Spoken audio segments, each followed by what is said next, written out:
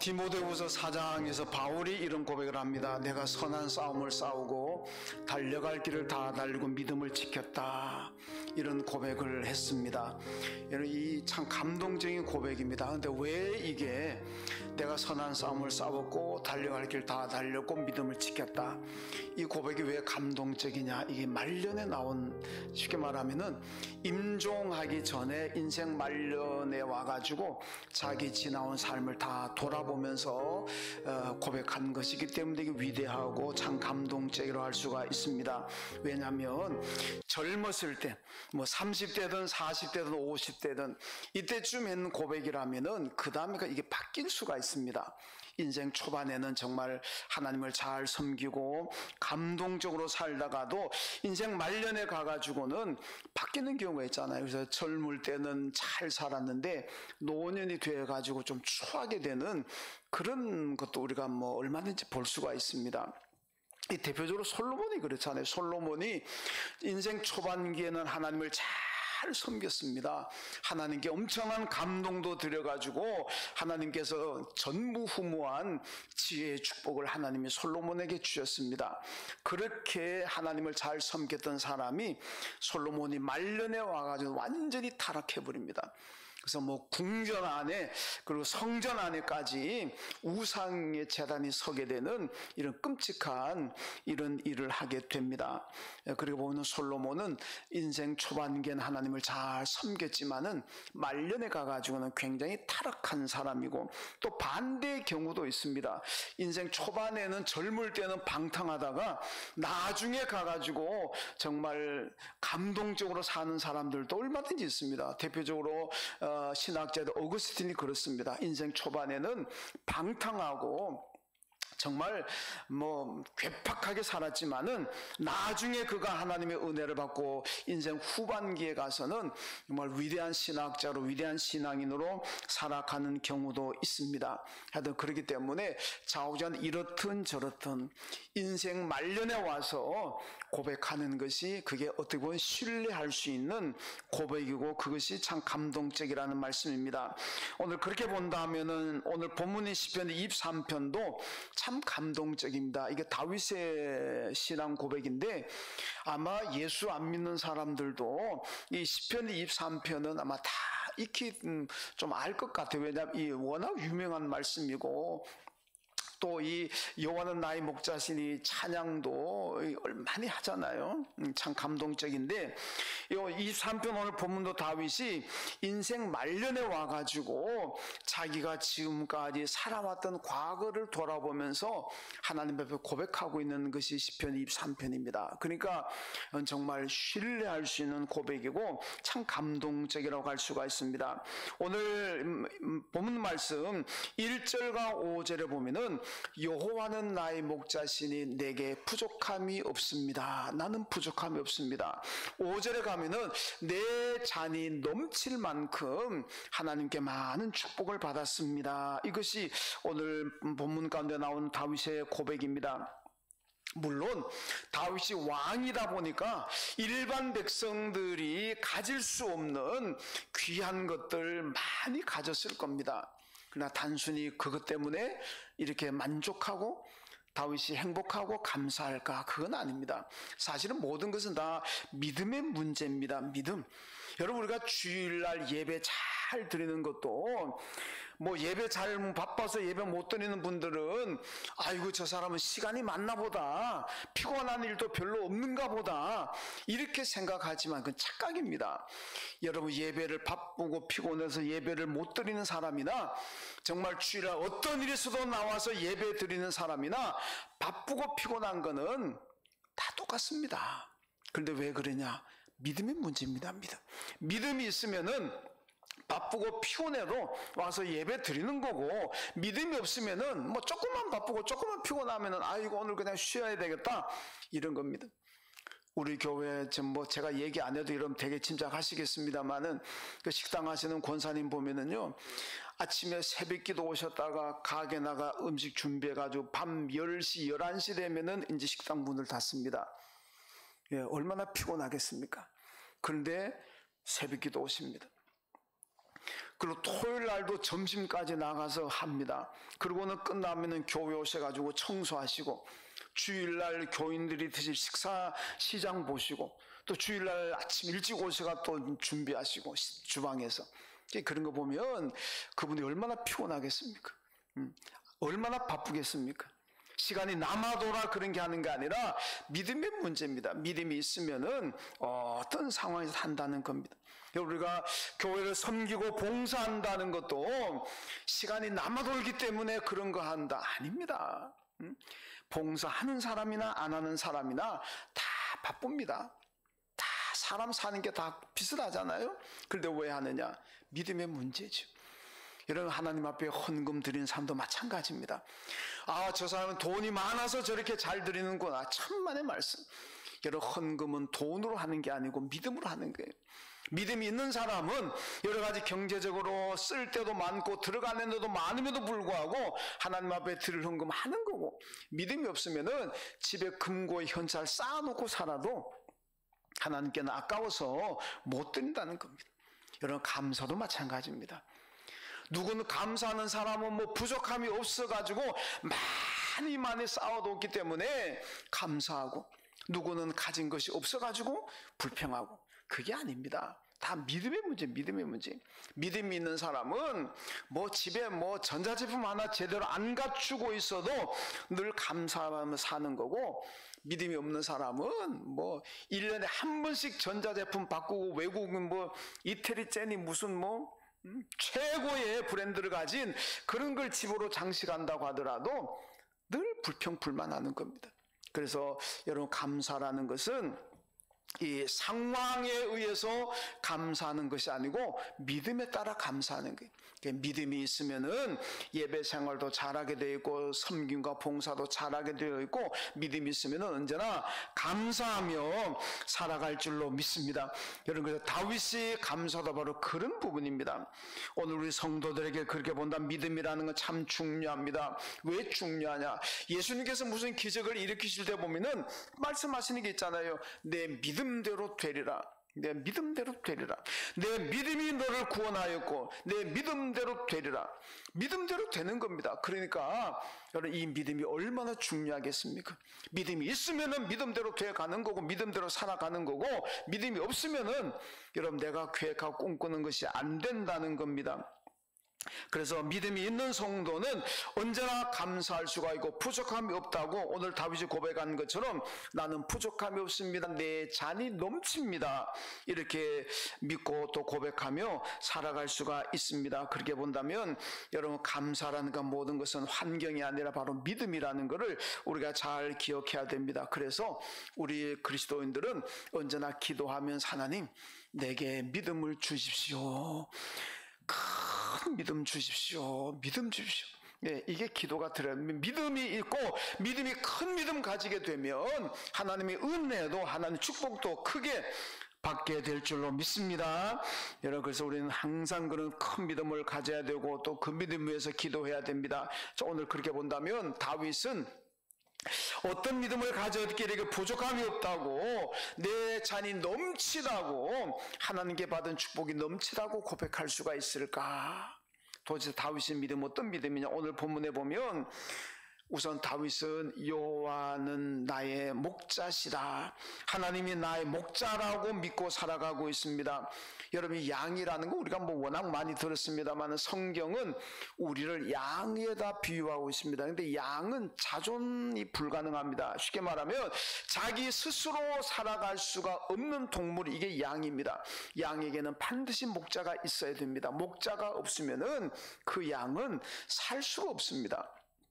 목자가 꼭 필요하고 목자가 돌보아야 존재할 수 있는 것이 바로 양인데, 근데 이 양도 선한 목자 만나면은 행복하고 안전하게 살 수가 있지만은 이 악한 목자, 예수님 비유에서 뭐 싹군 목자라 그럽니다만은 이 싹군 목자, 악한 목자 만나게 되면 양은 참 불행하게 살아가게 된다는 겁니다.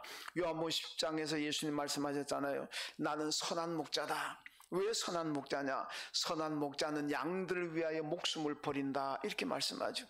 선한 목자는 양을 위해서 목숨을 버린다. 양에게 위험이 닥쳐오고 양에게 오름이 닥치면은 목자가 자기 목숨을 걸고 양을 보호해 준다는 겁니다. 근데 이 싹군 목자, 악한 목자는 어떠냐? 양을 버리고 도망가 버린다는 얘기. 나부터 양이야 죽든지 말든지 내가 먼저 살아야 된다. 그래서 도망가는 것이 이게 바로 싹군 목자, 악한 목자라는 말씀입니다. 그런데 예수님께서 나는 선한 목자라 그러잖아요. 왜 예수님이 선한 목자입니까? 양들인 우리를 보호하시기 때문에. 여러분, 하나님께서는 당신의 독생자 아들을 우리를 구원하시고 우리를 사랑하셔서 독생자를 세상에 보내주셨고, 그 아들 예수 그리스도는 세상에 오셔서 오늘 저와 여러분을 구원하시기 위해서 십자가에 못 박혀 죽으셨습니다. 왜 그러냐? 양들은 우리를 사랑하시기 때문에 그렇습니다. 바로 예수님 말씀대로 양들 위해서 목숨을 버리신 분, 그러니까 그분은 선한 목자라는 말씀입니다.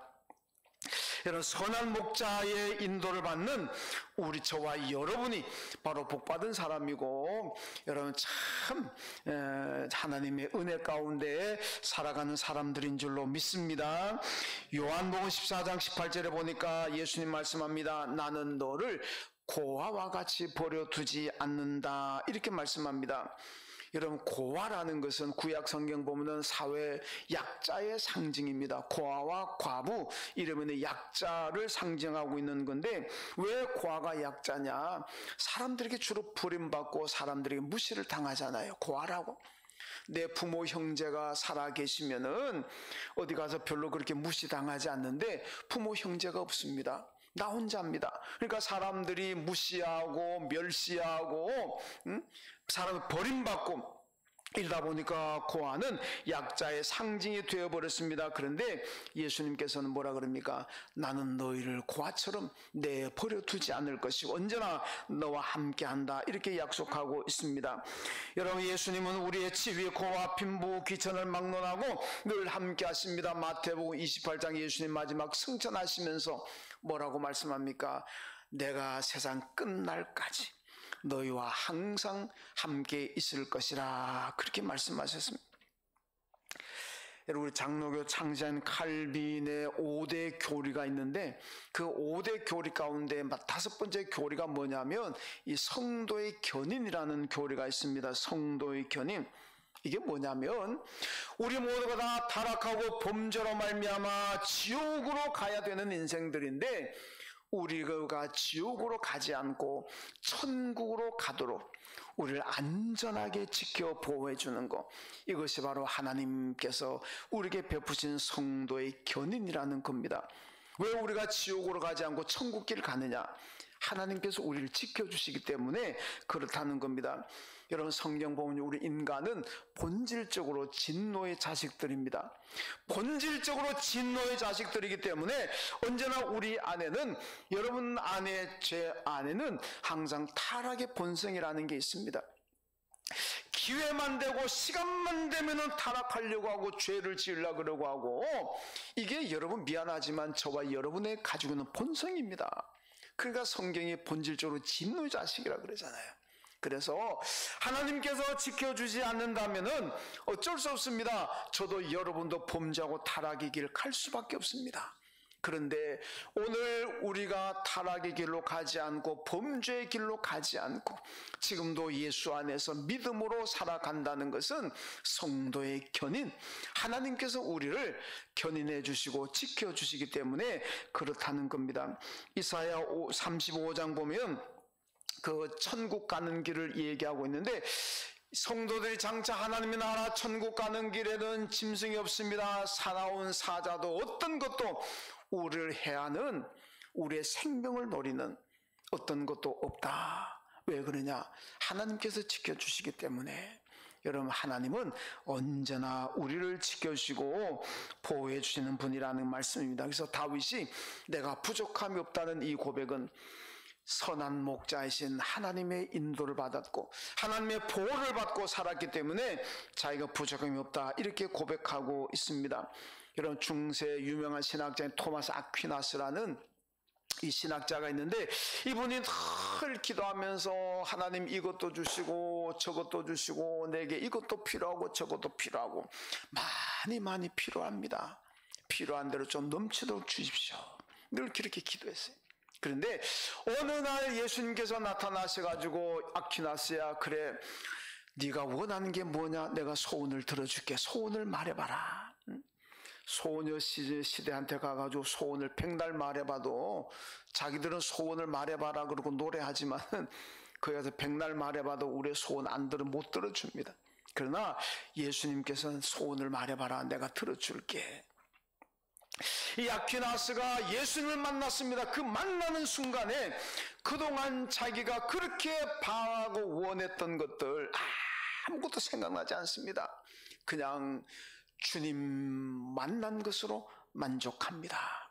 난 아무런 필요한 것도 없고 아무런 부족함도 없습니다. 예수밖에는 원하는 것이 없습니다. 내가 지금 주님 만나는 거, 주님 만나고 나니까 아무것도 바라는 것이 없어졌습니다. 그렇게 고백했습니다. 여러분, 그렇게 본다면은 성도는 예수 만나야 될 줄로 믿습니다. 예수 만나야 될 줄로 믿습니다. 예수 만나야 돼. 예수 만나면은 내가 그동안 그렇게도 욕심 부리고 그렇게도 탐욕 부리고 그렇게도 원하는 것들 다 없어도 되고 예수로 말미암아 만족하게 살아가게 된다는 말씀입니다. 이런 국가가 불행을 당하고 개인이 불행당한 거 많이 보잖아요. 왜 그렇습니까? 탐욕에 탐욕. 여러분, 러시아 우크라이나가 전쟁을 통해서 그 나라들도 고통당하지만은 전 세계 인류가 지금 어려움에 직면하고 있지 않습니까? 중국과 대만의 문제가 또 언제 어떻게 될지 몰라서 또 사람들이 불안해하고 있습니다. 김정은이의 권력의 탐욕 때문에 북한 주민들이 얼마나 고생하고 있습니까? 왜 그렇습니까? 탐욕입니다. 탐욕. 내가 가진 것으로 만족하고 감사하게 산다면은 온 세계 인류가 북한 치하에 있는 저 백성들도 여러분 얼마든지 윤택하게 살아갈 수가 있는데, 전 세계 식량이 모자라는 게 아닙니다. 잉여 농산물이 얼마나 어떤 나라는 많아가지고 바다에 그냥 쳐넣는데, 우리나라도 음식 버리는 것마다 1년에 10조 가까이 된다 그러잖아요. 어마어마하게 남아가 버린 나라가 있는가 하면 북한에는 먹을 것 없어가지고 늘 굶어 죽는 사람들이 지금도 많이 나온다 그러잖아요. 근데 왜 버리는 걸 가지고 왜 그 못 도와줍니까? 개인의 권력에 대한 탐욕이잖아요. 나라들이, 국가들이 탐욕을 버린다면은 너도 잘 살고 나도 잘 살 수가 있는데, 그 탐욕을 못 버리니까 국가도 불행하게 되고 인류도 불행하고 개인도 불행하게 되는 겁니다. 여러분, 모세와 대결했던 애굽의 바로왕을 보세요. 이 바로왕의 그 탐욕 때문에 나라가 쑥대밭되고 말잖아요. 온 백성들이 얼마나 많이 죽고 얼마나 많은 백성들이 고통을 당합니까? 마지막까지 그 탐욕을 못 버려가지고 결국은 홍해바다 추격하다가 다 수장돼 버리잖아요. 왜 그렇습니까? 탐욕의 탐욕. 그 탐욕과 욕심을 버린다면은 너도 나도 행복할 수가 있는데 참 불행스럽잖아요. 이런 인간을 불행으로 몰아가고 나라를 불행으로 나락에 떨어뜨리는 이런 탐욕, 어떻게 해결할 수가 있고 어떻게 버릴 수가 있습니까? 예수 그리스도를 만나면 될 줄로 믿습니다. 예수 만나면 만족하고 행복을 누릴 수가 있습니다. 여러분, 죽음을 앞둔 사람에게 가서 소원이 뭐냐고 물어보세요. 뭐라고 대답하겠습니까? 지금 오늘 내일 지금 죽을 사람이 그 사람이 나 돈 많이 가지는 게 소원입니다. 나 쾌락을 누리는 게 소원입니다. 내가 큰 대저택 가던 집을 하나 좀 사고 거기 사는 게 소원입니다. 그걸 소원으로 얘기하겠습니까? 지금 내가 내일 아니면 모레 죽을지 모르는 죽음 직전에 있는 사람은 소원은 그저 하나밖에 없을 겁니다. 생명, 더 살고 싶습니다. 내가 빨리 기적적으로 생명을 더 살고 싶습니다. 이게 그분의 소원이 아니겠습니까? 여러분, 예수를 만나면은 우리가 얻는 축복이 무엇입니까? 다 많지만은 무엇보다도 영생인 줄로 믿습니다. 예수가 생명이고 예수가 영생입니다. 여러분, 죽을 직전인 사람들의 소원이 다시 한번 산다 그래봐야 몇 년을 더 살겠습니까? 그런데 예수 만나고 예수 믿으면 영원히 사는데, 예수 만나고 예수 믿고 영원히 사는데 그까지 이 땅에 살아가면서 그 돈 좀 가지는 거, 뭐 좀 권력 누리는 거, 그게 뭐 그래 대수롭습니까? 예수 만나면은 다 버릴 수가, 탐욕도 버릴 수가 있고 욕심도 버릴 수가 있고. 그래서 요한복음 8장 32절에서 예수님 말씀합니다. 진리를 알지니 진리가 너희를 자유케 하리라. 여러분, 진리가 누굽니까? 예수 그리스도입니다. 예수 만나면은 진리신 예수가 오늘 저와 여러분을 모든 탐욕과 욕심으로부터 해방시키고 자유를 주실 줄로 믿습니다. 그러니까 예수 만나야 되는 거예요. 예수 제대로 못 만나니까 그냥 욕심 때문에, 탐욕 때문에 가족 간에 원수되고, 형제가 형제 간에 원수되고, 그냥 이웃 간에 으르렁거리고 저주하고 증오하고. 왜 그렇습니까? 욕심을 벗어나지 못하니까 그런 거예요. 이 욕심과 탐욕으로부터 해방되어서 내가 자유를 누리고 내가 만족하고 내가 감사하게 살아갈 수 있는 길은 오직 예수 만나는 길밖에 없는 줄로 믿습니다. 예수 만나야 되는 거예요. 여러분, 저는 어린 시절에 시골에 살면서 땅 따먹기라는 놀이를 많이 해봤습니다. 땅 따먹기 넓은 데 보면은 그 뭐 내 땅도 아닙니다. 남의 땅에 가가지고 아이들 땅 따먹기 어떻게 하냐, 이게 뭡니까, 이거 병뚜껑 있잖아요. 병뚜껑 가지고 요렇게 탱겨가지고 뭐 3번 딱 탱겨가지고 내 땅, 네 땅 이렇게 막 그거 가지고 싸우는 경우도 얼마나 많은데요. 그 남의 땅 가가지고 땅놀이 하면서 그거 가지고 뭐 금을 뭐 밟았느니 안 밟았느니 뭐 너무 많이 그랬느니 안 그래, 막 싸웁니다. 그렇게 싸우다가도 저녁 때가 돼가지고 집집마다 엄마들이 개똥아 소똥아 밥 먹으러 와라 그러면 다 두고 갑니다. 그렇잖아요. 다 두고 가잖아요. 그 내 땅도 아닌 건데. 그게 뭡니까?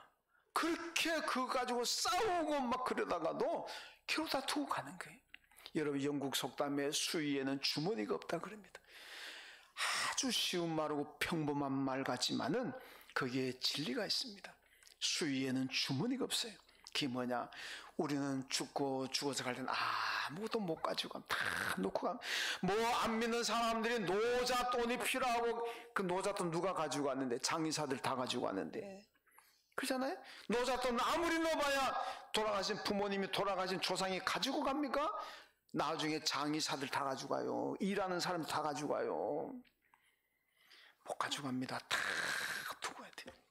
권력도 재물도 뭐든지 간에 하나님이 오라 그럼 다 두고 가야 됩니다. 다 두고 가야 되는 걸, 그것 때문에 원수되고 그것 때문에 인생이 불행해지고 왜 그렇게 어리석게 사느냐는 얘기죠. 탐욕을 못 버리니까, 욕심을 못 버리니까 어차피 다 두고 가는 거, 그것 때문에 그냥 막 원수되고 증오하고 저주하고 불행하게 살잖아요. 얼마나 안타까운 삶입니까? 이 문제를 다 해결할 수 있는 분이 예수 그리스도인 줄로 믿습니다. 예수 믿고 예수 만나면은 모든 것 다 내려놓을 수가 있고 해방될 수가 있고, 그러면 오늘 다윗처럼 내가 부족함이 없습니다, 내 잔이 넘칩니다 고백할 수가 있습니다. 이것이 오늘 여러분의 믿음과 고백이 되시길 주님의 이름으로 축원합니다. 그 다음에 둘째로, 사망의 음침한 골짜기에도 하나님이 함께 하신다는 믿음을 가지고 있었습니다. 여러분, 다윗이 사망의 음침한 골짜기가 어떤 것이겠습니까? 골리앗과 싸우는 그 순간도 죽음의 위협이 있는 사망의 음침한 골짜기입니다. 사울이 추격을 받았고 압살롬의 반란으로 해서 도망가야 되었고 블레셋 가서 체포되어 가지고 죽음 직전에 이르기도 했습니다. 여러분, 이게 바로 사망의 음침한 골짜기입니다. 그런데 다윗은 뭐라 그럽니까? 그런 가운데서도 나는 두려워하지 않았다. 왜 그렇습니까? 하나님께서 나와 함께 하심을 믿었다는 거 아니겠습니까? 내가 사망의 음침한 골짜기를 다닐지라도 해를 두려워하지 않은 것은 주께서 나와 함께 하심이라.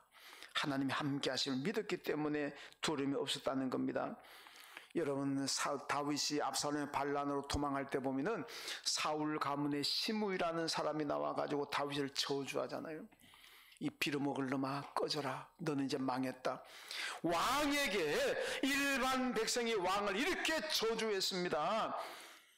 그런데 다윗이 압살롬의 반란이 진압되고 다시 왕궁으로 돌아오니까 시므이가 어떻게 합니까? 나와가지고 한 번만 살려달라고, 한 번만 살려달라고, 내가 죽을 죄를 져 한 번만 살려달라고. 그 다윗이 용서해 줍니다. 시므이가 왜 이렇게 됐습니까? 도망갈 때는 다윗 시대가 끝났다고 생각하니, 이제 다윗은 왕에게 끝났고 이제 다윗은 이제 죽을 인간이다 생각하니까 마음껏 저주했는데, 웬걸 자기 생각하고 다르게 반란이 진압되고 다시 왕으로 돌아오니까 아이고 나 이제 죽었구나. 그래서 나와서 그냥 간이야 쓸개야 빌고 있습니다. 여러분, 이게 바로 세상의 인심입니다. 세상 사람들 내가 잘 되면은 내 앞에 와서 간이고 쓸개고 다 빼줄 것 같지만은 내가 잘못되면은 다 나를 떠납니다. 나를 무시합니다. 물론 안 그런 경우도 있지만은 대개 이게 세상 인심입니다.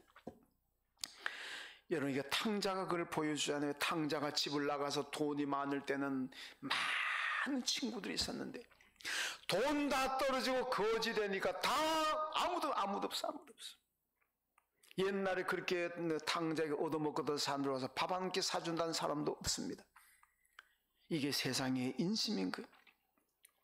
여러분, 다윗도 사망의 음침한 골짜기를 다닐 때는 사람들이 없습니다. 떠났습니다. 그런데 그런 가운데서도 하나님은 언제나 다윗과 함께 하셨다는 겁니다. 그래서 다윗이 내가 사망의 음침한 골짜기 다닐 때 사람들은 나를 떠났지만은 하나님이 나와 함께 하시기 때문에 내가 두려움도 불안도 없었다, 이렇게 고백합니다. 여러분, 우리 속담에 긴 병에 효자 없다 그러잖아요. 여러분, 부모님이든 누구든 가족이든 1, 2년, 2, 3년 아프면 그나마 간호도 잘 해주는데 만약에 병이 길어지면은 모두가 힘드니까 긴 병에 효자 없다는 말이 나왔는 거 아니겠습니까? 그러나 하나님은 어떻습니까? 내가 태어날 때부터 병을 가져서 평생 병자로 살더라도 하나님은 언제나 나와 함께 하신다는 겁니다. 내가 긴 병을 가졌어도, 태어날 때부터 선천적으로 병을 가졌을지라도 하나님은 나를 버리지 않으시고 언제나 나와 함께 하신 그분이 바로 하나님이신 줄로 믿습니다. 그분이 예수 그리스도입니다. 그래서 히브리서 12장 2절에 믿음의 주요 온전케 하신 예수를 바라보라 그랬습니다. 여러분, 예수를 바라볼 때 그 믿음과 삶이 온전하게 됩니다. 예수 바라보지 않고 사람들 바라보고 세상 바라보면은 실망스럽고 배신감 느끼고 증오하게 되고 저주하게 되는 겁니다.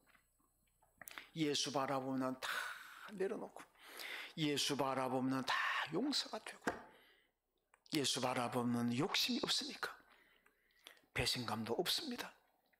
여러분, 스데반이 돌에 맞아 죽잖아요. 돌에 맞아 죽는 스데반이요, 만약에 자기 돌을 던지는 사람들을 보았더라면은 어떤 마음을 가지겠습니까? 저 인간, 하나님 저 인간 벼락 맞게 해주십시오. 분노가 일어나고 저주가 일어나지 않겠습니까? 그런데 돌에 맞아 그 고통당하는 순간에도 스데반은 머리를 들어 예수를 바라봅니다. 하늘을 바라봅니다. 그러니까 그 사람들이 용서가 되잖아요. 주여, 저들이 모르고 하는 짓이니까 용서해 주십시오. 그렇게 기도했습니다.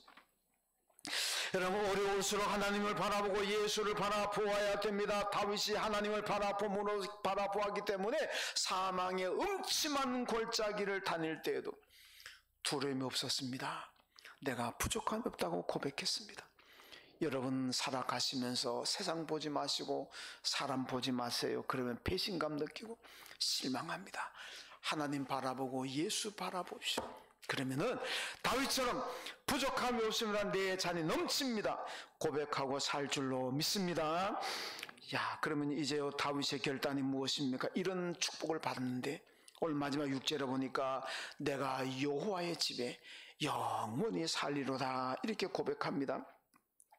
내가 여호와의 집에 영원히 살리로라 하는 고백은요, 은혜 받은 사람의 고백이고 축복받은 사람의 고백입니다. 이런 믿음, 이런 고백을 하는 사람이 앞으로도 계속해서 하나님의 은혜를 받고 하나님 축복 가운데 살아갈 수가 있습니다. 그렇기 때문에 여러분, 이 내가 여호와의 집에 영원히 살리로라 하는 이 고백은 오늘 저와 여러분의 고백이 되어야 될 줄로 믿습니다. 그래야 앞으로도 변함없이 그 하나님의 은혜와 축복 가운데 살아갈 수가 있습니다. 여러분, 다윗이 영원히 거한다고 하는 아버지 집이 어디겠습니까? 이 세상의 아버지 집은 바로 여러분이 지금 앉아 계시는 교회입니다. 그리고 장차 우리가 세상을 떠났을 때 아버지 집은 어디입니까? 천국입니다. 천국. 이 땅에 살아갈 동안에도 지상에서는 교회에 거해야 되고, 이 교회에 거하는 사람이 후에 세상을 떠나고 난 다음에는 천국에서 영원히 살게 되는 겁니다. 예수님께서 성전을 가리켜서 내 아버지 집이라고 그렇게 말씀하지 않았습니까? 여러분, 교회에 거하는 사람이 천국에 거하게 됩니다. 왜냐? 아까도 얘기했습니다만 어거스틴이라는 유명한 신학자가 교회 밖에는 구원이 없다 그랬습니다. 교회를 떠나면 구원이 없습니다. 교회 안에 있을 때에 구원이 있는 줄로 믿습니다. 요한복음 10장에 보면요, 예수님 말씀하시잖아요. 양들이 우리 안에 있으면 목자의 보호를 받는다. 우리라는 것이 뭐 양의 집이잖아요. 양의 집. 우리 안에 들어오면 그 양은 목자의 보호를 받지만 우리 안에 들어오지 않고 바깥에 돌아다니게 되면 그 양은 죽는다는 겁니다. 우리가 어디입니까? 이 지상에 우리는 교회입니다. 그래서 교회에 들어오는 사람들은 언제나 목자이신 선한 목자 예수 그리스도의 보호와 축복을 받습니다. 안전하게 부족함 없게 살아갈 수가 있다는 말씀입니다. 여러분, 세상은, 사탄은 우리 안에 있는 저와 여러분을 자꾸 바깥으로 끌어내려고 합니다. 어떻게 하든지 유혹해가지고 죄를 짓게 만들어서 우리 안에 있는 저와 여러분을 자꾸 끄집어내려고 그럽니다. 여러분, 코로나가 그랬잖아요. 코로나에서 우리 안에 있는 사람들이 끌려나간 사람이 얼마나 많습니까? 한국교회 30%는 된다 그럽니다. 여러분, 절대로 사탄이 끌어내더라도 이 우리를 벗어나면 안 됩니다. 우리 벗어나면 어떻습니까? 잠언 25장 28절에 보니까요, 성읍이 무너지고 성벽이 없는 것과 같다. 제가 7월달, 제가 매월 첫날 되면은 아침에 우리 교인들한테 문자 보내잖아요. 7월달 보낸 문자가 바로 이거 잠언 25장 28절입니다. 성읍이 무너지고 성벽이 없는 것 같다. 이런 믿음을 떠난 사람의 삶이 이런 겁니다. 믿음을 떠나면은 성읍이 무너지고 성벽이 없는 것과 같다. 옛날에 여러분이 성벽이라는 게 얼마나 중요합니까? 성벽이 없다? 그럼 망하는 거지 뭐. 그거 다 죽는 거지 뭐. 어떻게 합니까?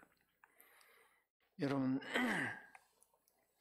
교회를 떠난 사람들의 삶이라는 것은 성벽이 없는 것과 같습니다.